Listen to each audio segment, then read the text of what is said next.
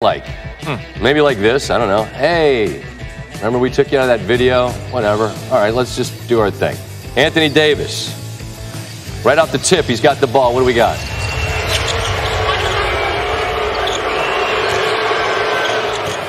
I don't know.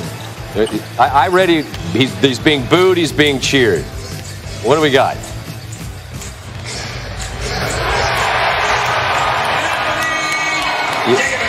Yay. It's going to take a lot of energy. There's Gail Benson, owner, clapping. It's going to take a lot of energy to boo and clap over. Just cheer the guy. He's still on your team for now. He had 24 in the first, tied the most he's had in the first half this season.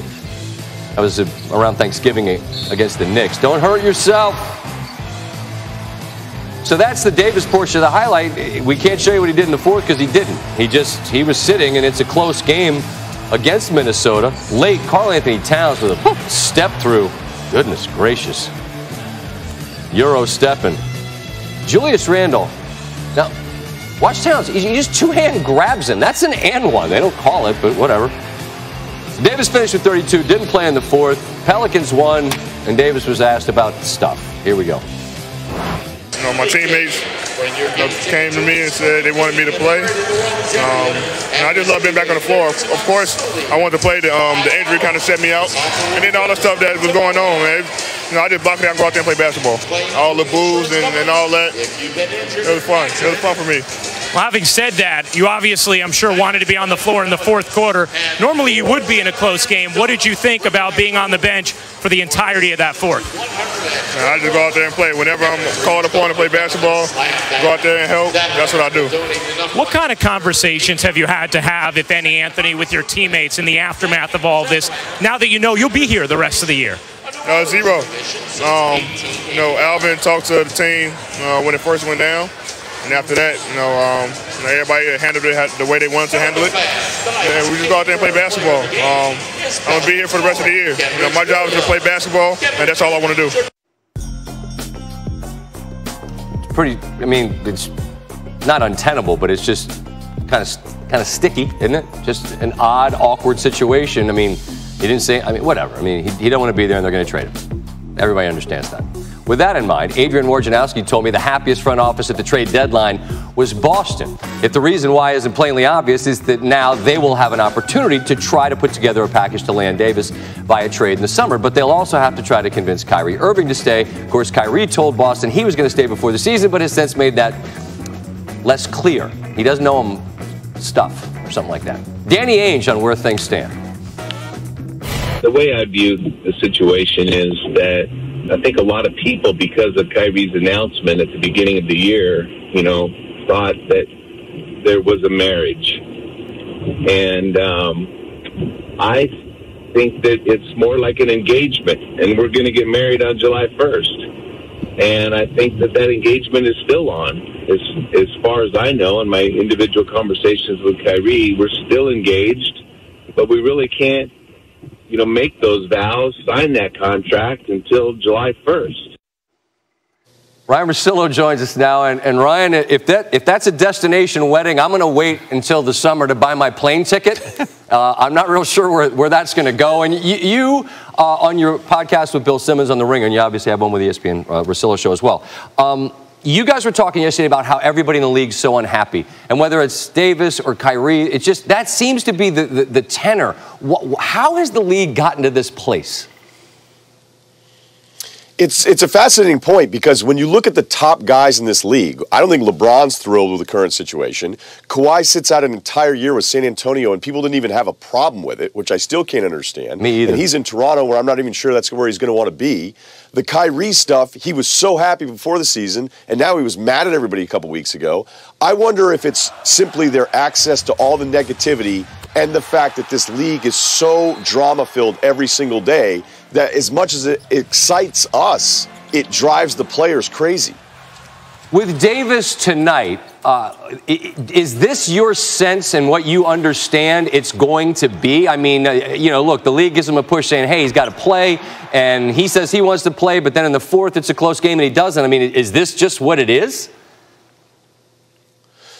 Yeah, I think even this was a little surprising. Even the broadcast is like, wait a minute, it's 5 minutes left. It's a 2-point game. Like, he's not coming back in. I don't think he was ever going to play in back-to-backs. And I understand the Pelicans dealing with somebody as great as he is with his injury history, wanting to protect him.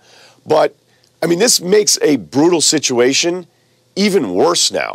Because, like, are they actually going to do this? Are they going to sit him in fourth quarters of close games? And what does that say to the rest of the teammates? Like, this is the stuff I'm talking about. All these guys are so unhappy. They ask out, and you put these teams in these terrible spots. And the fans, like, I worry about the NBA tipping point at some point where fans are like, well, this isn't fun. Like, right. The guy isn't playing now. Right. That's one big thing last night was that it's we're in the content business, you and me, and it's great content. But at some point, when this circus, you're trying to monetize the circus in lieu of the games, like that can't be sustainable. And that was just the general sense of that. But look, the on-court is interesting, particularly at the top. And with a team like Philadelphia and Tobias joins them, and you see them tonight, man, and they got a bunch of guys out there that can get buckets. But Milwaukee, I feel like we still sleep on them, and they add another guy, Mirotic, who doesn't play tonight, but they got the best record in the East. Who do you like right now best in the East, Ryan? I still think 4 teams could come out, so throw Boston into the group with Philly, Toronto, Milwaukee. But Toronto, Milwaukee right now, Scott, I know exactly who they are. And between Kawhi and Giannis, those are the 2 best players, really, in the East. And all season long, the Toronto transition has been seamless because it was basically replacing DeRozan, a really good player, with Kawhi, a great player. And because Ibaka has been really good again this year, it allowed them to move Valanciunas for Gasol. And the offense that the Bucks run to add another shooter, right? Like I watch Giannis some nights and go, what are you supposed to do? Exactly. Like there's nothing you can do with this guy. So now look, give me more time on Philly because, like you said, if this goes right, that's 5 dudes that all can handle, pass, and knock down shots with Harris in that group with Redick. Mm-hmm. And Boston has actually been better, I think, than people realize. It's just the expectations were so off the charts. They were supposed to be the 1 seed. They played better than I think people realize. It's just that they'll have these inexcusable losses along the way. For all the folks out there that wanted the pulse of the nation on Twitter, I tried to explain that in the radio days we would have to tape those because we work a little blue with that. And I hesitate to even do the voice because then I don't, it's late, but it ain't that late. You know what I mean? So I just want people to understand we'd do it if we could. I almost thought about trying to do it, but on top, I had no idea how bad I was going to sound until I got on the air, and I sound way worse than I thought. So for those that haven't heard from me in a while, I'm actually not dying. I just, I don't know. Get some tussin. Get some tussin. You and me both. I mean, I've been working to try to get the head cold out. But you're good. Everything's good. I shouldn't worry. No, everything's good, man, and I'll be back at the beach in a half an hour, so no need to worry. Thanks for driving in and suiting up and booting up for us. You know how much fun this always is, and I know how much you and I both appreciate the love we always get from the folks out there. It's great to do this, and we'll do it again, all right? It's awesome.